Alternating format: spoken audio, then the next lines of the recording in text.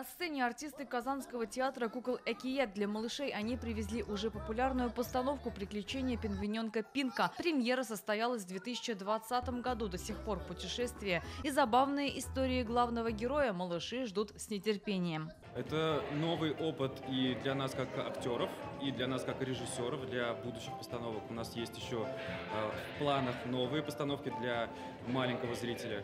И это все же фестиваль, это обмен опытом. Это самое важное для нас.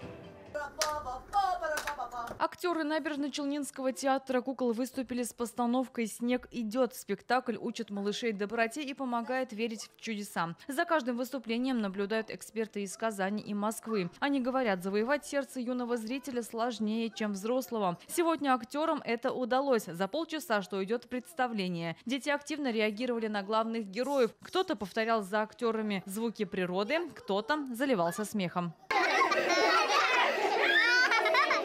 Важно просто понимать возрастные особенности тоже детей, и потому что они разные, от года до 3 это одна история, от 2 до 4 это другая история, они разные уже вещи воспринимают, разные сложности истории можно рассказывать. Весело было? Да.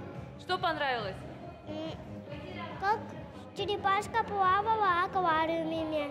Был вообще интересный спектакль, мне понравилось это все. Белый аист – символ первого всероссийского фестиваля бэйби-театров. Большая белая птица символизирует появление в семье малыша. Мензелинский театр по праву можно считать первопроходцем в республике по созданию детских постановок. Вы все, я как считаю, как глава, воспитатели нашего подрастающего поколения. Если наши дети с малых лет видят красоту, доброту, мы закладываем будущее для наших детей. В репертуаре Мензелинского театра 3 постановки для малышей, 2 из которых с национальным колоритом. В 2018 году у нас есть друг Алмаз Садриев, режиссер, обучался по европейскому опыту в городе Москва. И он первым поставил у нас на базе Мензелинского театра первый бэби-спектакль республики. И мы на базе театра открыли бэби-театр, называется «Балашах». И как раз спустя некоторое время мы видим, что интерес не только у детей, интерес у родителей, у воспитателей детских садиков, у управления образования возросло.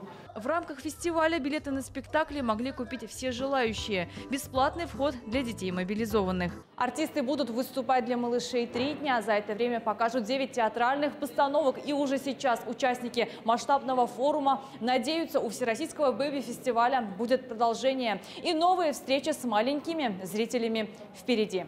Гульнара Миниханова, Александр Лихачев, ТНВ, Мензелинск.